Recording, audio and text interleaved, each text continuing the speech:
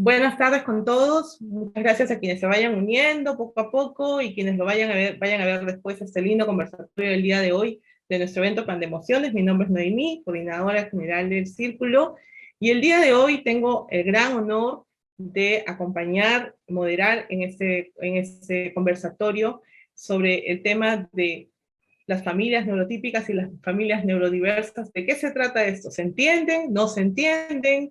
Vamos a hablar de eso el día de hoy. Les presento al doctor Mauricio Leija, que ya es de la familia, fundador, uno de los fundadores de nuestro Círculo de Neurodesarrollo, psiquiatra con mucha trayectoria, mucha experiencia en trastornos de neurodesarrollo, terapia familiar y muchos temas relacionados. Él nos saluda desde la ciudad de Guadalajara, México. Nos acompaña también la señora Telma Vogel, una nueva invitada, miembro, de verdad, estamos muy contentos de que nos acompañe el día de hoy. Ella es directora del Colegio Lincoln en Nicaragua, y también ya nos va a contar un poquito más de ella. Nos acompaña desde Nicaragua. También nos acompaña nuestro querido amigo Rubén Alvarado, que viene a visitarnos después de mucho tiempo por aquí. Él es compositor, músico, nada más y nada menos que de teatro musical, ¿no? Así que bienvenido nuevamente, Rubén, ya nos hablará también de él. Y tenemos a los miembros de una familia peruana, ambos son abogados, Lucy Navarro e Iván Yaya. El día de hoy también están acompañándonos y ya nos van a hablar sobre ese tema.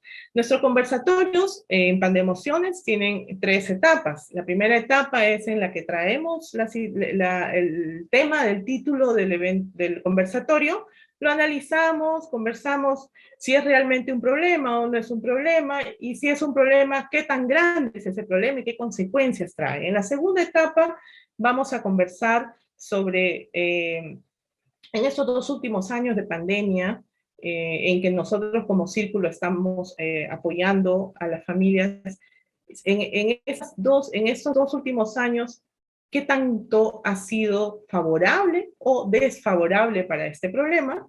Y la tercera parte, y la más importante, nuestros panelistas van a proponer ideas, propuestas, valga la redundancia, sobre cómo podríamos como sociedad, también como gobierno, instituciones públicas, privadas, contribuir para que, desde donde nos toca, para que este problema mejore. ¿Ok? Vamos a empezar con la primera parte, analizar si es que realmente entre las familias neurodiversas y las familias neurotípicas existe un problema y qué tan grande es. Por favor, empecemos con Telma. Pues que sí es un problema entre las familias neurodiversas y neurotípicas. Yo siento de que, por lo menos de donde yo estoy, en lugares que he estado, sí hay bastante desinformación aún. Y yo creo que en la falta de entendimiento de estos temas, desde el punto de vista no solo de educadora, pero de mamá de un niño con autismo, hay bastante desinformación en cuanto a qué significa o qué es. A pesar de que algunos tenemos, yo gracias a Dios tengo la plataforma para poder hablar sobre estos temas, no solo de autismo, sino de otras diferencias en desarrollo y retos que tenemos algunas de estas familias. Entonces, en mi caso, sí opino de que hay gran desinformación y por ende es que se lleva a cabo ciertas dificultades adicionales al tratar con unir en comunidad a las familias neurodiversas con las familias neurotípicas. Gracias, Telma. ¿Qué opinan Lucy e Iván? Concuerdo 100%. El problema es la falta de información. En Perú vivimos tenemos un nivel educativo a nivel público muy pobre, muy bajo, que es el reflejo en realidad de nuestra sociedad. El sector privado en la educación hace sus esfuerzos y les comento, ¿no?, que en el colegio en donde estudió nuestro hijo, pues hay un programa de inclusión, pero que está enfocado al síndrome de Down, que no es propiamente un tema de neurodiversidad, sino que lo agrupan en otro tipo de espectros. Entonces, si bien en este colegio, que es privado, hay este programa, esto no se ve a nivel público, que es la gran mayoría. Y entonces hay una tremenda desinformación respecto de esto y concordamos en que eso dificulta sobremanera la posibilidad de que las familias de ambos tipos de neurodiversas y neurotípicas puedan formar parte de una comunidad y llevar en armonía la situación. No sé, Lucy, tú. Sí, concuerdo. Sí, sí. Y definitivamente, si una familia neurotípica no está bien informada, tampoco puede informar a sus hijos, ¿no es cierto? Entonces, ahora, ¿qué opinas, Rubén? O sea, bueno, yo lo vería desde dos lados. El uno sería el intrafamiliar y el otro sería el ya hacia afuera. Por ejemplo, el intrafamiliar, la diferencia, yo no la siento mucho porque en realidad tengo un hijo y él es autista, entonces mi realidad es él. Claro, si yo tuviera un hijo neurotípico, yo pudiera sentir esa diferencia entre lo que hace uno y hace otro. Entonces, pero yo al tener uno solo, formo una realidad. Que para mí es esa y no conozco otra de lo que es tener un hijo neurotípico. Entonces, para mí es eso.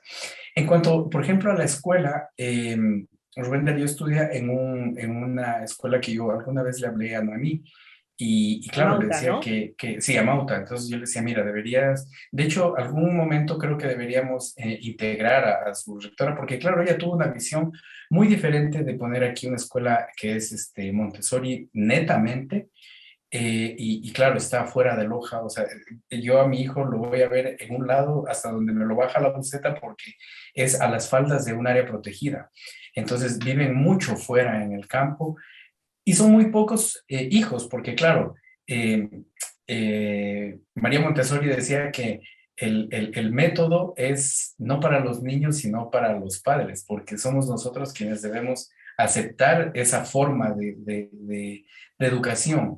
Entonces, claro, hay muchos alumnos porque estamos muy encasillados en el tema de que si mi hijo hasta cuarto grado no puede multiplicar, si mi hijo no aprendió a leer, si mi hijo no aprendió a hacer esto, creemos que está quedado ya, que no va a aprender y que no va a saber.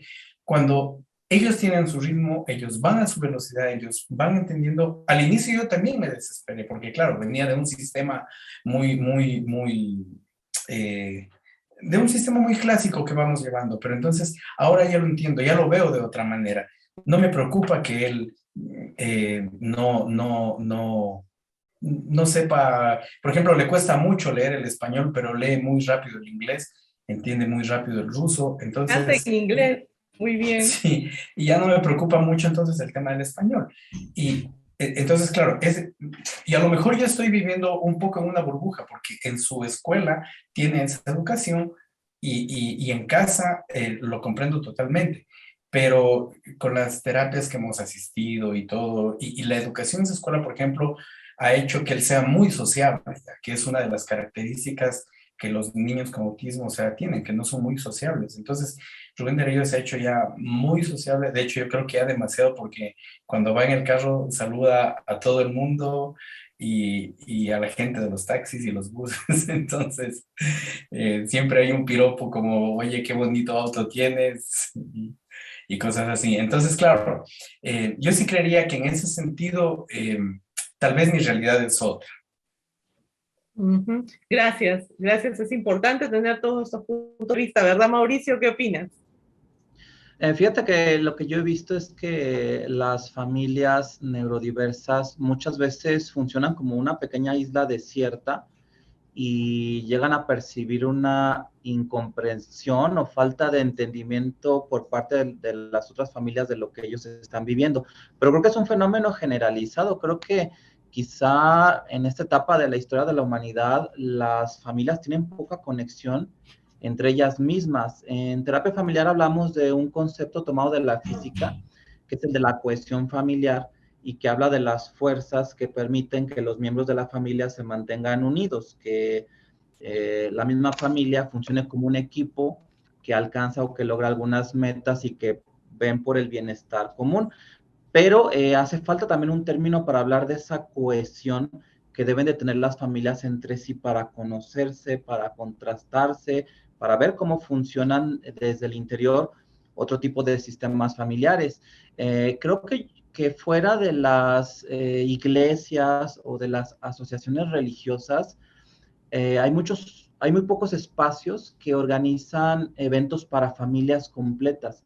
De hecho, hay un Día Internacional para la Familia, que es el 15 de mayo. En México tenemos otro, en México tenemos el Día de la Familia, que es el 6 de marzo, y son días que pasan desapercibidos, no pasan como de un post en Facebook, o a veces ni eso, y no se le da importancia como se le da, por ejemplo, al 2 de abril, que ya veo que se está anunciando en redes sociales que es el día para generar conciencia sobre el autismo, o el 13 de julio, el día para generar conciencia del TDAH, o el 18 de febrero, que a pesar de que la OMS ya quitó el síndrome de Asperger dentro de la clasificación oficial, todavía el 18 de febrero vemos actividades, vemos información que se divulga en redes sociales sobre el síndrome de Asperger, pero los días en los que se celebra o se genera conciencia sobre la importancia de la familia, no hay actividades que unan a las familias. De hecho, sería bueno proponer un Día Internacional de la Familia Neurodiversa y que entonces se pudiera romper ese aislamiento en el que caen muchas familias. Es muy común que si las familias tienen un niño con trastorno del espectro autista o TDAH que genera problemas conductuales, yo creo que todas lo han vivido en espacios públicos como en plazas, centros comerciales, supermercados, un berrinche, una conducta desadaptativa es vista de manera negativa por otros padres de familia que tienden a creer que la conducta de los niños siempre está relacionada con la crianza o con la educación, y todavía falta esa conciencia por parte de las familias neurotípicas de que problemas de conducta de los niños que a veces observamos en la vía pública pueden deberse a un trastorno del neurodesarrollo. Excelente, siempre tu punto de vista, Mauricio. Gracias. Bueno, le damos la bienvenida a Hans López, que está representando a una familia peruana. También, Hans, bienvenido. Estamos hablando sobre si consideras que las familias neurotípicas y las familias neurodiversas se entienden o no se entienden. ¿Cómo ves la cosa desde tu punto de vista? Ante todo, buenas tardes. Yo he tenido más o menos una experiencia con una persona que sufre de autismo, ¿no? Como es el hijo de un amigo, desde pequeño lo he observado, y creo que lo mejor para ellos es socializarse con el entorno, ¿no? No tratarlo como personas diferentes, porque esto les ayuda a ellos, creo, a poder progresar y superar el mal que tienen, ¿no? Justamente ya con este niño, el año antes de la pandemia, hace 2 años atrás, tuvo la oportunidad de hacer su primera comunión, ¿no? Ya de 12 años, y bueno, ¿no? Yo que también iba a la iglesia, ¿no? Por mi hija, lo veía bastante, que interactuaba bastante con los niños, ¿no? Y como, bueno, no estamos hablando de algo como un síndrome de Down, ¿no? Es algo que aparentemente a la persona se le nota, no se sabe qué cosa trae, ¿no? ¿Qué puede traer detrás? Y veía que se interrelacionaba con todos los niños de una manera bastante buena, y era bastante cariñoso, ¿no? Porque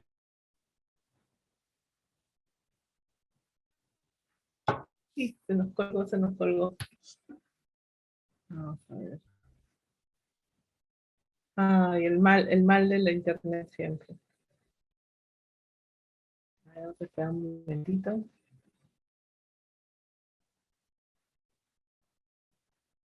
Listo, mientras vuelve Hans, vamos a revisar un poco ya de qué se trataría el segundo punto. Recordar, ¿no? Recordar de qué se trata la segunda etapa. La segunda etapa vamos a analizar si es que en estos 2 últimos años pues ha empeorado, ha mejorado la pandemia, ¿cómo ha sido todo ese tiempo? Coméntanos, por favor, tema. Después ya nos completará un poco Hans. Bueno, en mi opinión, hablando de ambos neurotípicos, tanto como neurodiversos, o sea, en cuanto a la parte de, en mi situación, en mi caso personal, un niño con autismo, un niño con autismo que tengo la oportunidad de trabajar con familias y de niños pequeños, mi hijo tiene 16, pero trabajar con niños pequeños, sí he visto que lo que decía casualmente, lo que Hans lo mencionó sobre la importancia de la socialización y la parte de estar involucrados en la comunidad. Toda esa parte creo que se perdió bastante 2 años de estar encerrados y esa parte de las prácticas en los entornos sociales, en frecuentar lugares donde quizá a veces hay dificultades en el comportamiento y tener esas experiencias, lo cual son muy importantes para la vida diaria de una persona. Y estos momentos de aprendizaje sí se eliminaron mucho en la pandemia, especialmente el primer año donde prácticamente nos encerramos y a esa visita al restaurante, esa visita al súper, esa visita, todos estos momentos de enseñar sobre comportamiento o modificar ciertos comportamientos, sí se tuvo que paralizar en mucho. Entonces fue el cambio en el trabajo, se volvió un cambio de trabajo directamente con las familias a través de Zoom, de tips y cosas que podían hacer dentro de la casa para continuar trabajando en las áreas de dificultad en la parte social, de comunicación de estos niños. Y por otro lado, también se nota, yo que trabajo en un colegio, se nota que aún a los niños neurotípicos ha causado muchos trastornos a nivel emocional y mental esta encerrazón de la pandemia. O sea que sí ha habido muchos retos para los educadores y para los padres y para todo, porque los padres también se volvieron coeducadores académicos conjunto con nosotros en los colegios, teniendo que asumir roles que no tenían jamás antes. Ahora era sentar que el niño se pusiera en el Zoom o cualquier plataforma que se utilizaba, lo cual también cambiaron un poco esos roles y mucha presión y estrés. Entonces siento que en ambos ámbitos ha habido muchos retos que ha dejado esta pandemia que estamos tratando de ver cómo ir poco a poco creciendo o pasando estas etapas de dificultad. Excelente, buen punto de vista. Ahora vamos a ver, por favor, Lucy e Iván. Concuerdo totalmente con Telma. Esta pandemia lamentablemente ha hecho que las relaciones no solamente entre padres, sino entre los mismos chicos, todo quede suspendido, todo quede como congelado, ¿no? A pesar que los chicos tienen la facilidad del internet y todo eso, no, te digo que con un hijo ya joven, mi hijo tiene 18 años, hemos visto que no es lo mismo, que compartir frente a frente, cara a cara, sus inquietudes, sus molestias, sus alegrías, ¿no? Lo que sí les podría comentar es más bien la experiencia que tuvimos en el colegio con Sebastián, ¿no? Como ya lo comentó Iván, el colegio es un colegio inclusivo, ¿no? Y allí sí la participación de padres, colegio, hijos, era todo por igual, todo por igual. O sea, las relaciones, veíamos la preocupación de los padres, por ejemplo, de Janito, que era el integrante de la promoción de mi hijo, ¿no?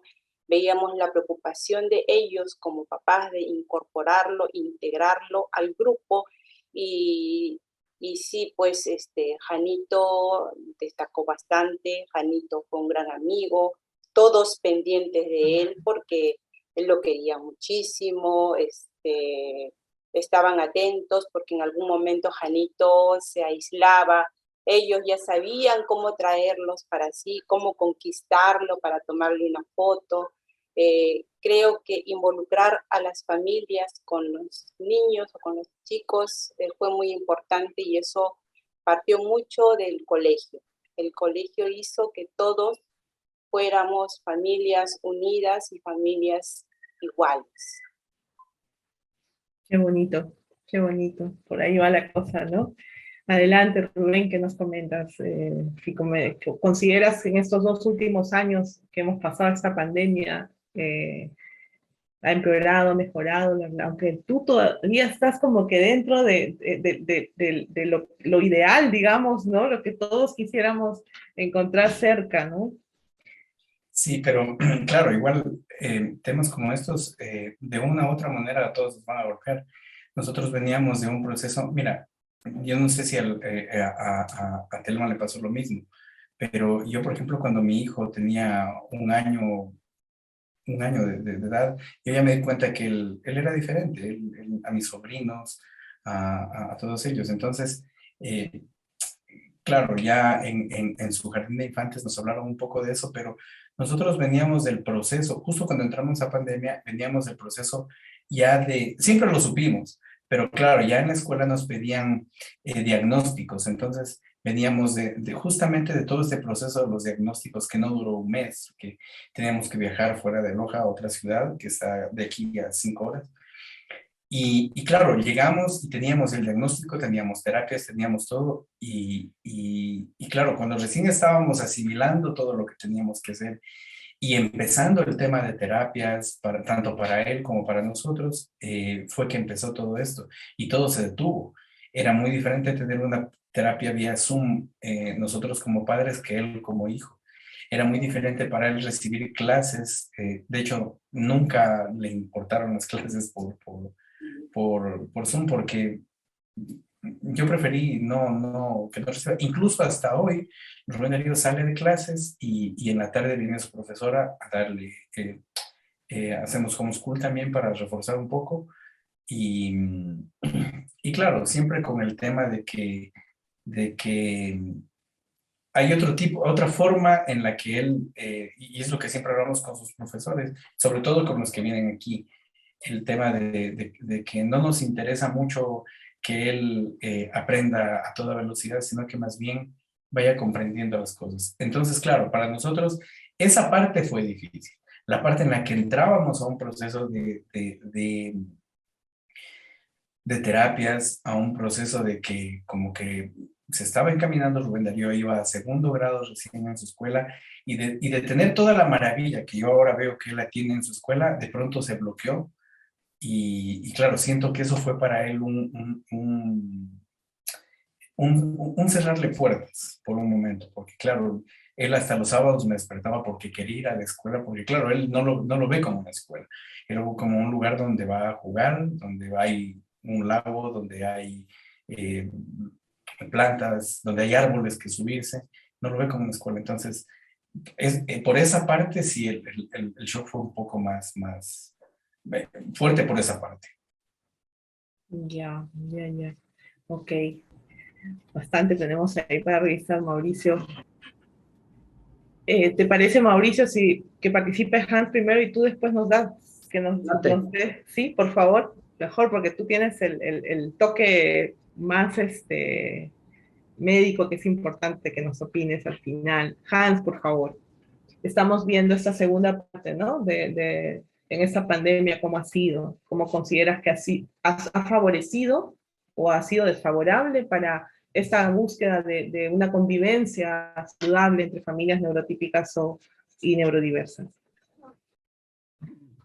Bueno, volviendo, como les comenté, ¿no? Directamente no he visto el caso yo, pero veo el tema de mi vecino, ¿no? Que es amigo mío con su menor hijo, que ahorita tiene 14 años, ¿no? Observé que en pandemia, como prácticamente la primera fase era no salir ni a la calle, ¿no? Ni a dar una vuelta al parque. O sea, si salía alguien era solamente para abastecerse, comprar algo, ¿no? Entonces, ahí el niño yo lo observaba, ¿no? Que, bueno, mi amigo andaba un poco estresado, ¿no? Porque llegaba un momento en el que el niño mismo comenzaba como a hacer una especie de berrinches, ¿no?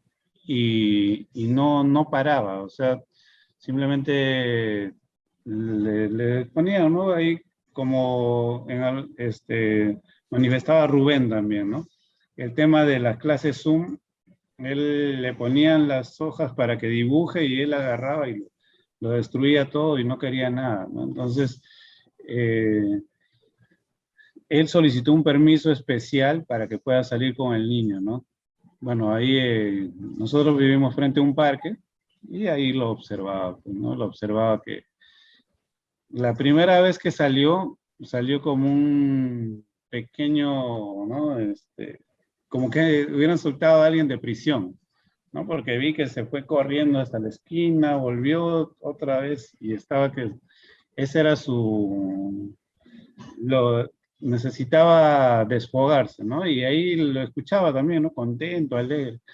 Entonces, creo que esto de acá le ayudó bastante a que pueda superar todos los momentos que he estado prácticamente encarcelado, ¿no?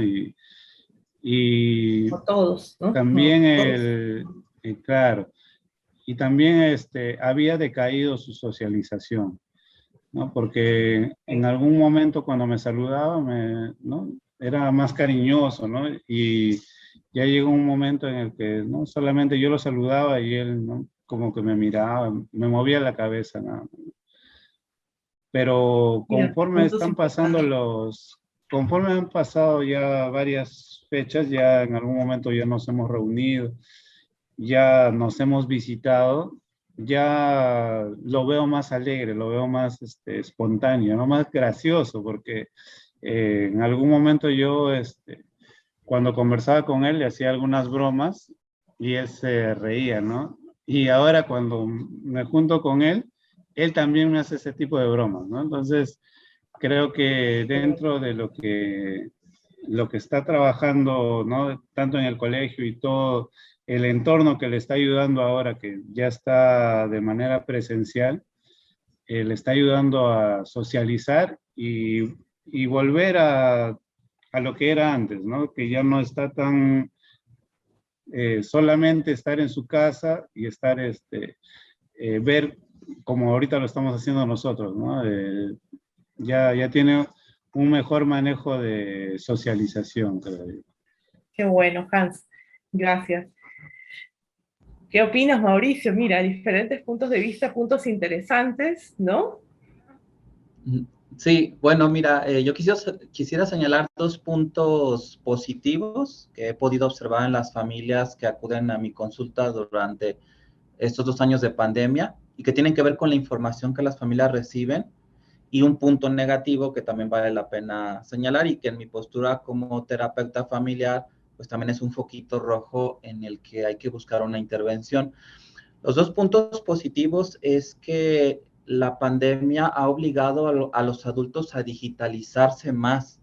Creo que esa brecha generacional que había entre niños y adolescentes que se movían en el mundo digital y los padres que no sabían ni encender una computadora ya se ha vuelto menos amplio, ha ido disminuyendo esa brecha y los papás ya se mueven con más soltura a través de plataformas digitales, usan con más facilidad dispositivos, al menos es lo que yo he podido ver, y creo que eso también les ha abierto la posibilidad de buscar información sobre trastornos del neurodesarrollo, y de esta manera reciben información que a lo mejor les hubiera costado más trabajo. Yo recuerdo que antes de la pandemia, cuando venían niños al consultorio, yo les mandaba un enlace a los papás para que pudieran seguir en el mapa la dirección, y muchos papás pedían la ayuda del niño para que los asistiera en abrir ese enlace. Creo que esa brecha ya es un poco más corta y entonces hay más acceso a la información. El segundo punto positivo es que los padres que ahora han sido coeducadores, como mencionaba Telma,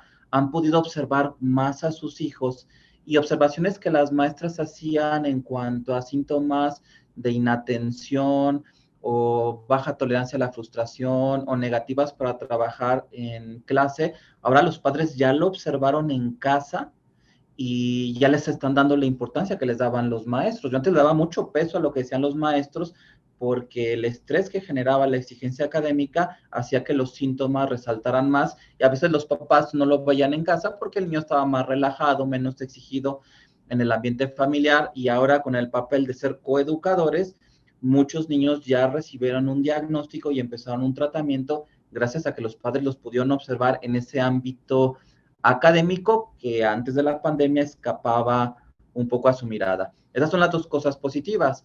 Lo negativo es que en las familias de niños con problemas del neurodesarrollo no es raro que exista incompatibilidad entre ese niño y uno de los progenitores. Habitualmente el progenitor que también tiene un problema del neurodesarrollo.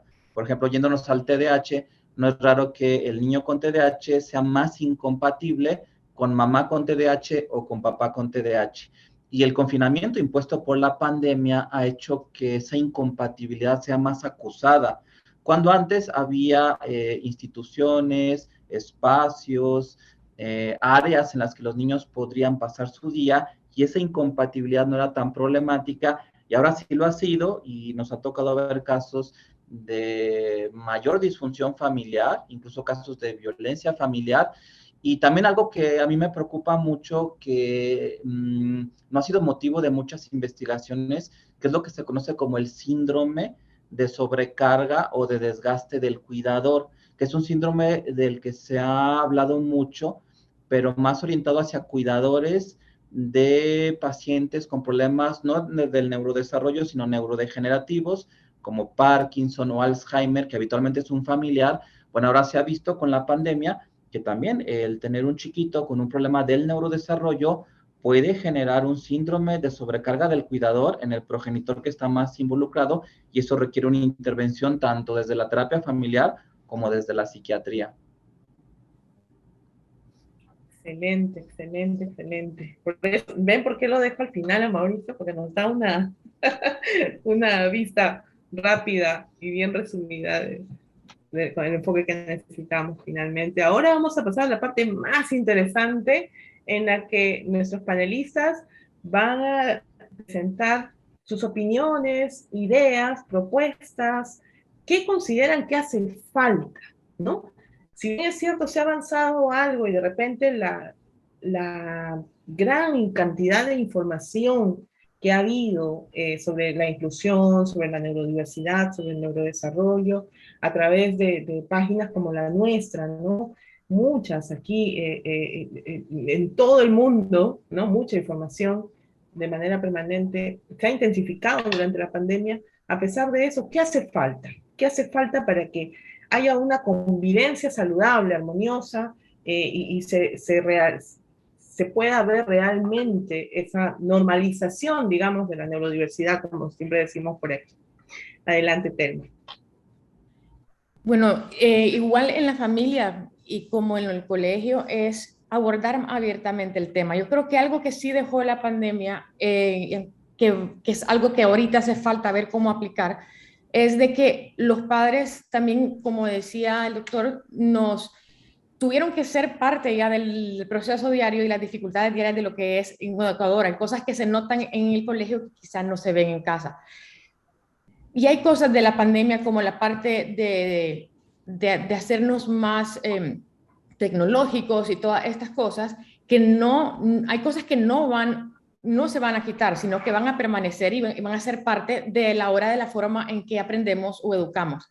Sí, hay factores de que van a permanecer, y es cómo involucrarlos en la vida diaria, y también utilizar esto para ver cómo informar más sobre las diferencias entre todo ser humano realmente, porque esto de la pandemia también trajo a colación muchas otras dificultades que quizá no son tan evidentes, pero que empezaron a surgir desde parte emocional hasta parte de dificultades en diferentes áreas educativas, como también en la parte de socialización. Y eso ha venido un poco porque ya por lo menos de lo que yo he observado acá en el colegio, es de que ya no solo aquel que tiene un diagnóstico de una diferencia de neurodesarrollo, aquel que sobresalta, digamos, sino también hay otras dificultades que son igual o más importantes también, a la vez importantes, del desarrollo de un ser humano íntegro en todos los aspectos. Entonces, ¿qué hace falta? también hace falta mucha información. Yo creo que estos temas son bien complejos a veces en los diferentes ámbitos, como en la familia, inclusive con la propia familia, el llegar a tener una comprensión real de lo que significa, en mi caso como mamá, o es cuáles son las diferencias en mi vida o las cosas que tengo que hacer de una manera un poquito diferente para que funcionen. Igual en el colegio y en otros ámbitos. Hace falta hablar más del tema. Creo que no se habla del tema, no se habla de estos temas y no se toma el tiempo de abordar las inquietudes con las personas de que no tienen un miembro o alguien cercano que es neurodiverso. Y en el ámbito educativo es muy importante también dar ese acompañamiento a los educadores, que muchas veces no es que no quieren incluir, que también tenemos un programa de inclusión, pero a veces falta de información de cómo hacerlo o temor de fracasar en el apoyo que queremos dar, porque todos queremos dar lo mejor de sí y que todos salgamos adelante. Entonces, hace falta mucha información, mucha plática, mucha trabajo en equipo de todos los ámbitos, edades, para poder llegar a que esto sea algo más inclusivo en todos los aspectos. Sí, excelente. Sí, porque al final es como decimos, cada familia tiene su propia normalidad, independientemente de con o sin una condición diferente de uno de sus miembros, pues cada uno tiene su propia normalidad, cada familia pasa sus propios procesos diferentes, cada niño tiene su propio proceso diferente de aprendizaje, de comunicación, etcétera, ¿no? Y bueno, al final es lo que se busca es ese respeto, esa armonía, ¿no? ¿Y qué opinan Iván y Lucy?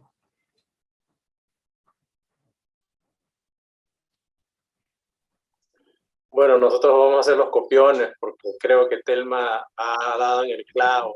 Creo que creemos que son dos los elementos básicos para esto, que es información e integración o inclusión. ¿Por qué? Porque finalmente el colegio se lleva, en nuestro caso, 11 años de la vida de nuestro hijo, sin contar el nido, ¿no? Estamos hablando de 14 años más o menos de aprendizaje en escuela. Entonces, para nosotros los padres, durante esos 14 años, nuestro mundo es la escuela. La escuela con los niños, la escuela con los padres de los niños, incluso con los abuelos de los niños, porque estamos hablando del Día del Padre, el Día de la Madre, el Día del Abuelito, y todo eso nos lleva a ser una comunidad. Pero ¿qué ocurre si esta comunidad es neurotípicos por aquí, neurodiversos por allá? Entonces no hay forma de conseguir esa integración que es necesaria. Por eso nosotros ponemos tanto énfasis en este programa de inclusión que para nosotros, en nuestro punto de vista, ha sido exitoso. Difícil, sin duda, difícil, pero nosotros estamos muy agradecidos con el hecho de que nuestro hijo desde pequeñito haya podido convivir con una persona de características neurológicas diferentes a las de él. O sea, eso creo que ha logrado que hoy jóvenes, sean mucho más tolerantes con otros tipos de desarrollo neurológico que como quien lo ve recién, ¿no? O sea, yo creo que eso es básico, que los niños crezcan aprendiendo que existen otro tipo de personas con diferentes ritmos de aprendizaje, con diferentes características neurológicas, y para ellos ya es absolutamente típico. O sea, ya no es nada de que decir, este es diferente. Claro, nada. Simplemente ellos ya lo toman como algo normal, natural, han crecido así, y yo creo que esa es parte de lo que estamos hablando ahora, ¿no?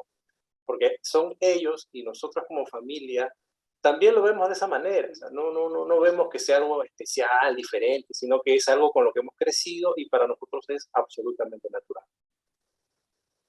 Excelente, excelente. ¿Qué opinas, Rubén?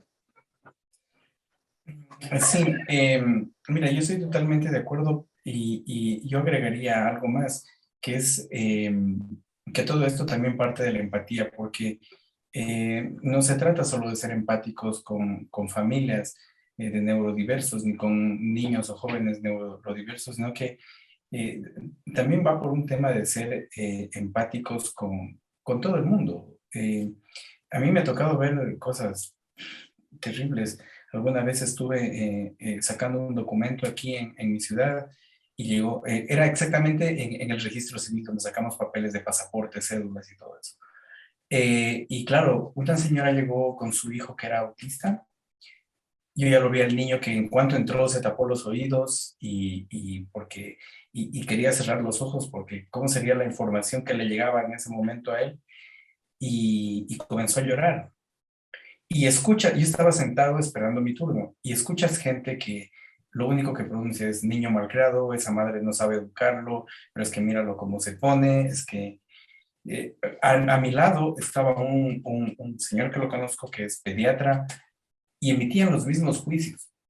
Ahora, voy a que no porque sea un niño con autismo debemos ser empáticos, pero porque eh, deberíamos ignorar esos comentarios para empezar.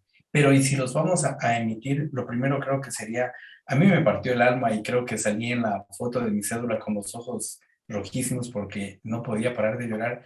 Me puse de pie y le dije a la señora, mire, ¿su hijo es autista? Me dijo, sí. Y claro, entendí que para ella también era una carga porque no tenía información y me decía cosas como, por ejemplo, por eso no me gusta sacarlo porque es que se pone no sé qué y claro, entonces entiendes que desde casa está, hay un estigma y claro, entonces lo que yo trataba era de calmarlo, de abrazarlo, de decirle dame la mano, tranquilo, mira, salgamos de aquí porque es que es como entender cómo a ellos les llega toda la información es muy difícil y la gente siempre va a juzgar el niño malcriado y así no tenga autismo, no es malcriado porque quiere, es por un poco de cosas que pueden pasarle a él en su casa, a su familia, que ni siquiera las conocemos. Entonces yo sí creo que el tema parte por por qué tan empáticos somos con el resto, por cómo juzgamos a primera vista y sin importarnos nada, emitir un juicio de valor porque sí. Creería que parte por ahí. Me hace recordar un cuento que una vez leí o escuché en algún lado de un papá que iba con su niño en un tren y el niño se asombraba excesivamente por lo que veía, por las ventanas del tren. Entonces iba de un lado del tren, iba del otro lado del tren. Decía, papá, mira, ¿y qué es eso? Ah, eso es son árboles, hijo. ¿Y por qué corren con nosotros? ¿No? O sea, ese tipo de preguntas, ¿no? Que se asombraba exageradamente por todo lo que veía. ¿Y eso qué es? Esas son flores. ¿Y eso qué es? Es un animalito que se llama vaca. Y esto que entonces papá le iba explicando cosa por cosa que el niño iba preguntando. Y una mujer lo mira y dice, ¿qué le pasa? Que no sabe nada, no sabe ni que eso es una vaca, ni que eso es un árbol, ¿no? Entonces el papá le dice, bueno, mi hijo acaba de salir de una operación, porque él nació con un problema de visión y recién puede ver todo, o sea, recién puede ver todo, ¿no?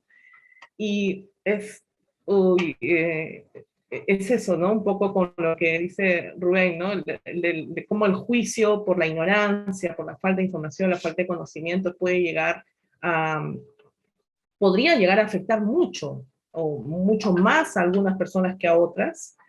Y eso es justamente lo que esperamos que algún día, pues, la causa raíz siendo la información, podamos cambiar dando más información, la mayor cantidad de información posible, podamos cambiar, aunque sea un poquito, para mejorar eso. ¿Qué opinas, Hans?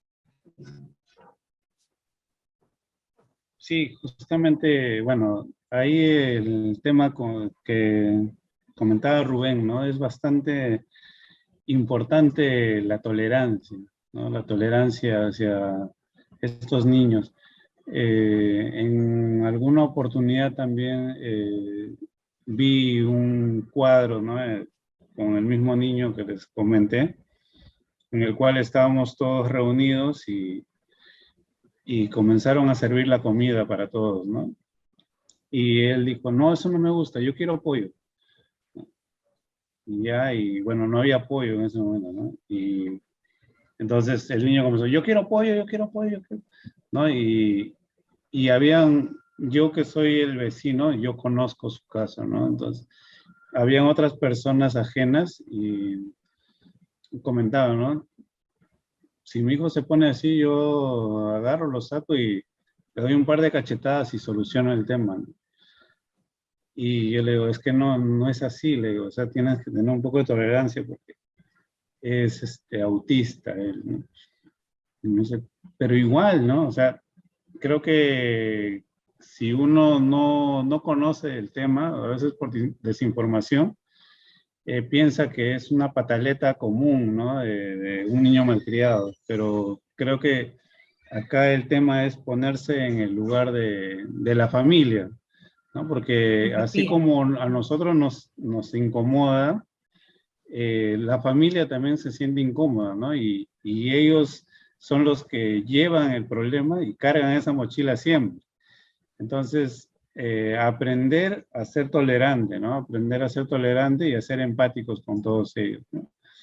Creo que con lo que nos indicabas también, ¿no? ¿Qué es lo que hace falta? Bueno, me parece que acá en el país, en el Perú, bueno, hace falta bastantes terapistas, ¿no? Terapistas, bastantes temas de psicólogos que nos ayuden a convivir Especialistas. con estas personas, ¿no?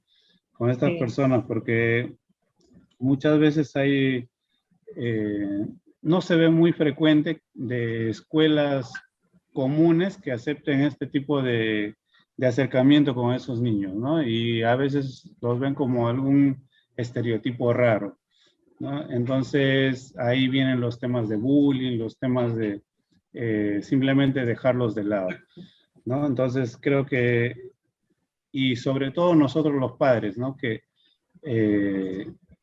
hagamos entender a nuestros hijos de que todos no somos iguales, ¿no? Y que existen muchas diferencias, y entre la diferencia no es el tema de aislarlos, sino comprenderlos y ser Respetarnos. empáticos con ellos, exacto. Respetarnos. Gracias, Hans. Adelante, Mauricio. Bueno, estoy de acuerdo con lo que comenta Hans sobre el acceso a terapeutas o en general a profesionales capacitados para dar atención, ofrecer servicios a niños con trastornos del neurodesarrollo. Yo vivo en Zapopan, que es uno de los municipios de la zona metropolitana de Guadalajara, y este municipio tiene su eslogan. El eslogan es Ciudad de los Niños. Y a pesar de que el eslogan de este municipio tiene que ver con la población infantil, pues fácilmente yo podría contar con los dedos de una mano las instituciones públicas que ofrecen servicios de calidad a la atención de trastornos del neurodesarrollo. No los hay, son muy pocos, no se dan abasto. Entonces, aunque se proclaman como Ciudad de los Niños, la parte de salud mental infantil, cuidado en el neurodesarrollo, sigue siendo muy deficiente. Y creo que desde el campo médico, los que trabajamos en esta área tenemos mucha responsabilidad de ver la manera de que los servicios lleguen a la población. Algo curioso es que aunque las familias coinciden en que han tenido dificultades para tener acceso a la información, me atrevo a decir que la mayoría de los niños en donde ya los padres están viendo foquitos rojos, ya pasaron al menos por una consulta de pediatría, y en la consulta de pediatría no se identificó el problema. Hay que recordar que los servicios de salud deben de funcionar como una red, y esto es independiente de si las familias se mueven en la medicina pública o en la medicina privada.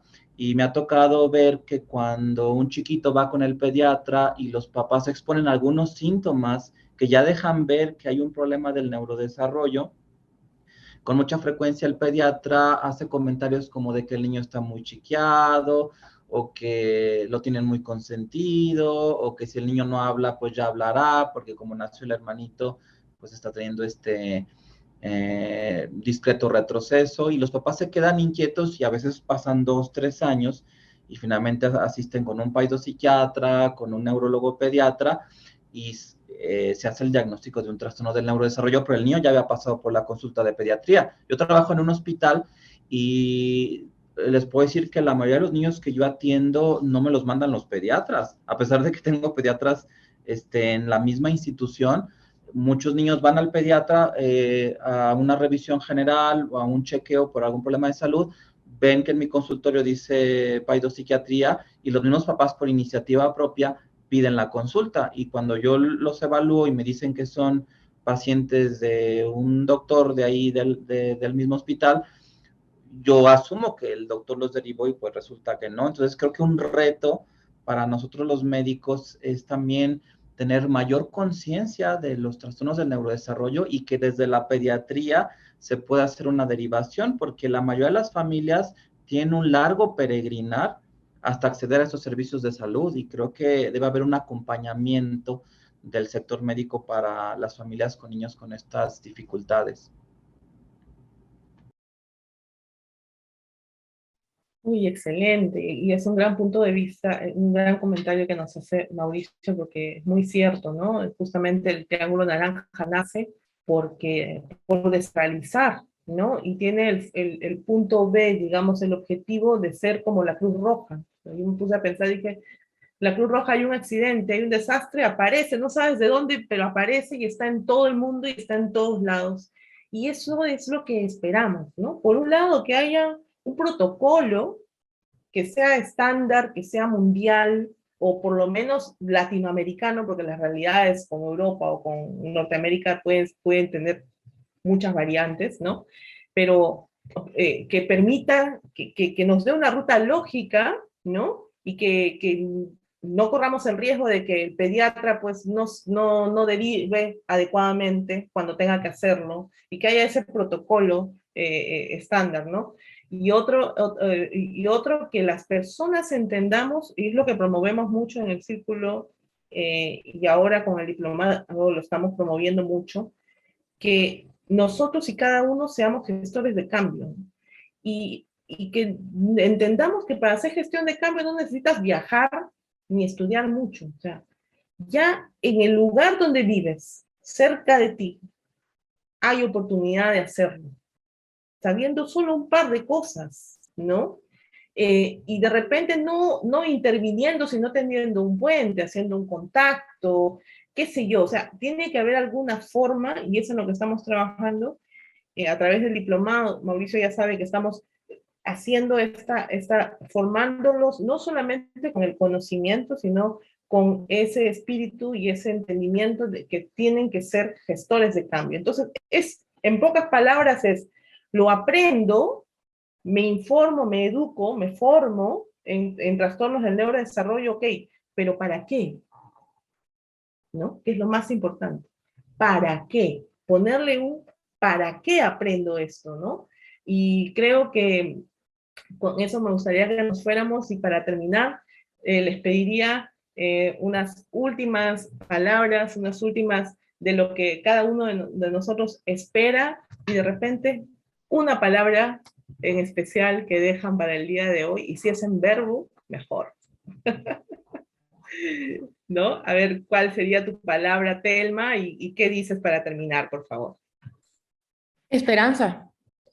Porque yo creo de que en estas conversaciones, en estos espacios, es que todos podemos ser agentes de cambio con el que tenemos al lado, porque tenemos, cada uno donde estamos, tenemos una comunidad alrededor donde podemos apoyar a hacer esto. Porque como decían, no es solo responsabilizar al que no sabe, pero también es enseñar al que no sabe, porque tampoco podemos criticar a aquel que la empatía tiene que existir, como decía Rubén, y si no sabes qué está pasando, mejor no decir nada. Y a la vez buscar cómo informar para que haya más conocimiento. Entonces, y entender de que no van a comprender cosas tan complejas. A mí en la parte de autismo específico me costó muchísimo tiempo entenderlo todo completamente como mamá. Cuando me lo dijeron, me empecé a leer, a entender realmente qué significa o qué eso no es, y entender de que todos son diferentes. No hay un solo, aquí está, sino que va en una paraguas, una umbrella grandísimo. Entonces es seguir trabajando juntos estos espacios.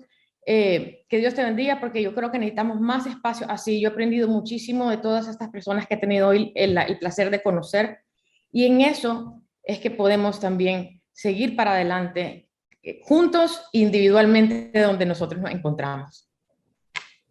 Excelente, gracias, Telma. Igual a ti, que estás haciendo un trabajo excelente, también sigan a Telma. ¿Cómo te encuentran, Telma? ¿Estás haciendo algún trabajo en redes donde podemos encontrar? ¿O charla TED, dónde la encontramos? Puedo pasar el enlace para Sí. ponerlo, el del TEDx y los recursos que tengo en línea, pero no me da tanto chance de alimentarla mucho, pero sí. Lo que hay ahí es muy bueno. Lo compartimos ahora en el Facebook. Gracias, Telma. ¿Cuál es la palabra de ustedes, Iván y Lucy? Sus últimas apreciaciones. Bueno, como última apreciación podríamos decir que insistamos y seamos abiertos a recibir información. Creo que es lo básico, es lo más importante. Si no tenemos información y no estamos dispuestos a compartir, creo que vamos a seguir cerrados en nuestras burbujas. Muchas gracias por la invitación. Ha sido un conversatorio muy bonito, muy especial, muy educativo. Gracias. ¿Y qué palabra quieren dejar para el día de hoy ustedes? Nosotros somos Telma unos nos dijo esperanza. Nosotros somos unos románticos empedernidos y nuestra palabra va a ser amor. Amor. Oh, no puede faltar. Amor al prójimo, amor a todos, porque quien ama tolera, quien ama es empático, quien ama se pone en los zapatos del otro. Y yo creo que esa es la ama y haz lo que quieras. Universal. Así es. Qué bonito, qué bonito. Gracias. Gracias a ustedes. Rubén, el artista, a ver qué nos Pues dice. yo sigo apelando al tema de la empatía porque, como digo, no solo en esto, siempre es bueno en cualquier momento ponerse en los zapatos del otro, cuando veamos lo que sea, ponerse en los zapatos del otro y entenderlo desde ese punto. Una de las lecciones más grandes que he recibido de mi hijo es que alguna vez, justamente antes de la pandemia, hicieron en esta escuela trabajan mucho con reciclaje y en un frasco de miel de abeja pusieron una foto y claro, él cuando vino me lo enseñó y él es compañero de un niño que es un niño con síndrome de Down. Y claro, él cuando me enseñaba todos los de la foto me dijo, mira, y él es Gael, él es diferente.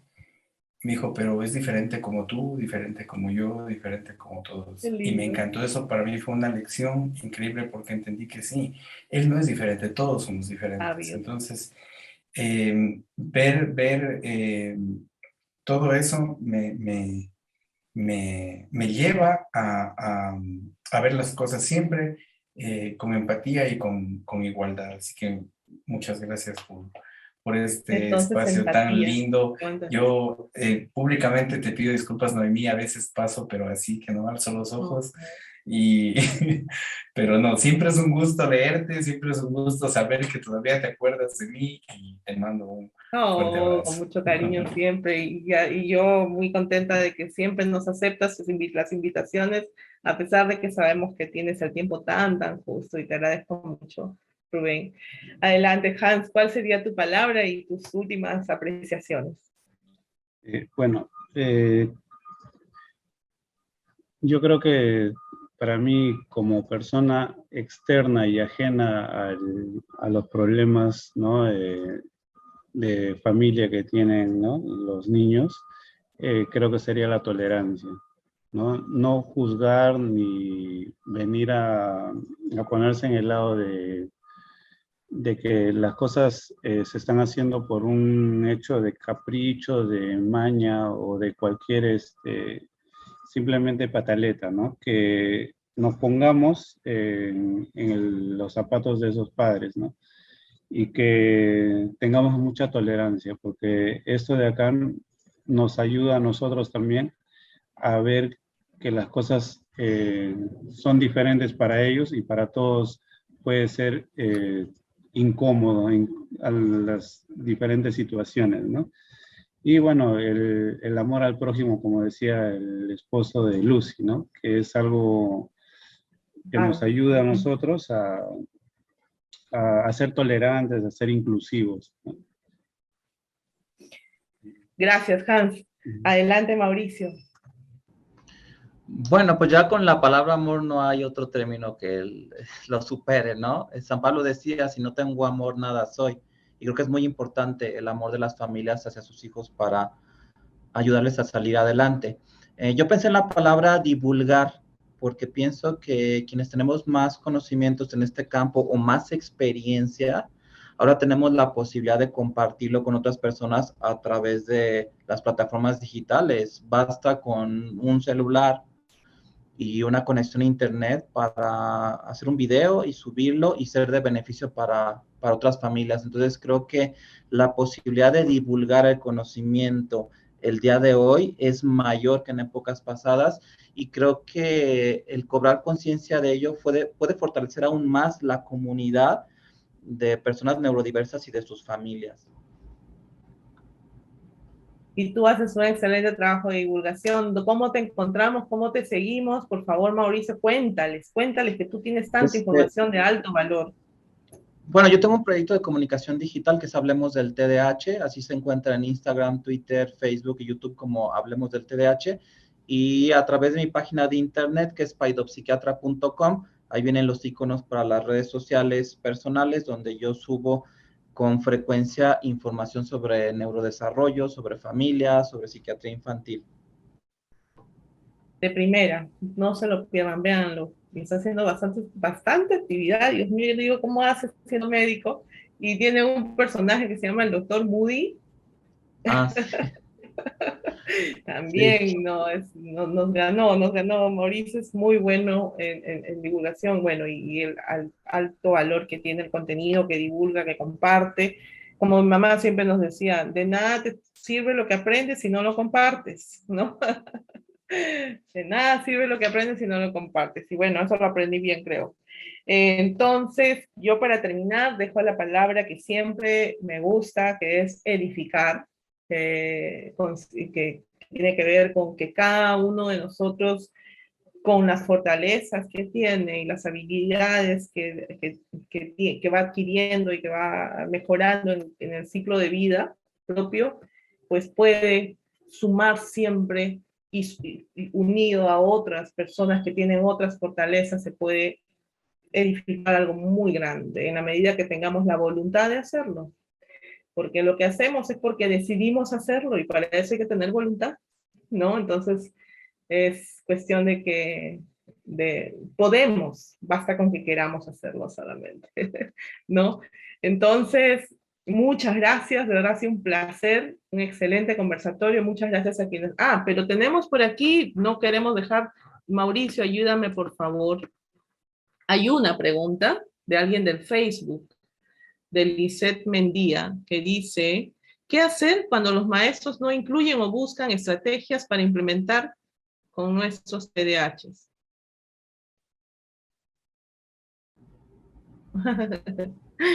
Uf, de eso sufrimos mucho los papás con niños con trastornos, ¿no?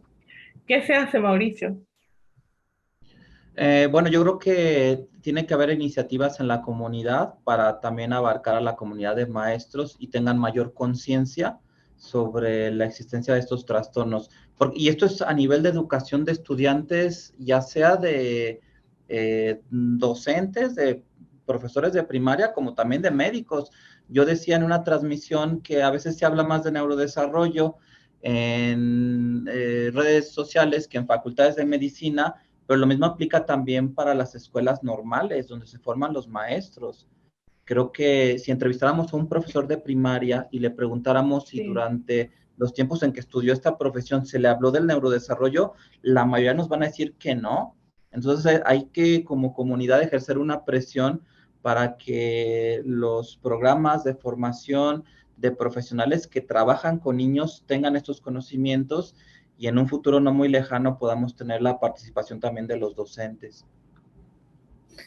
Grandes aliados que tenemos quienes estamos tratando de hacer algo por la neurodiversidad, grandes aliados los maestros. Bueno, ahora sí, muchas gracias, un gran abrazo hasta sus países, gracias a nuestros amigos que nos están acompañando.